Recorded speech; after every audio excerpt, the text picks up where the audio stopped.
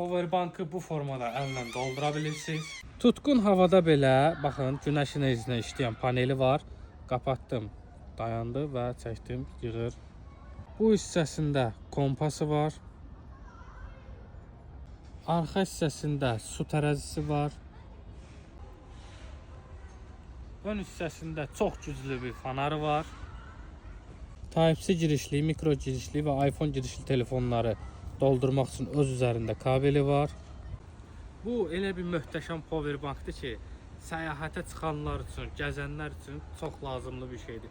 Günəş panellidir, önündə fanarı var, arxasında USB-ləri var, su tərəzisi var, əllə doldurmaq üçün özünün xüsusi belə bir yeri var, kompası var.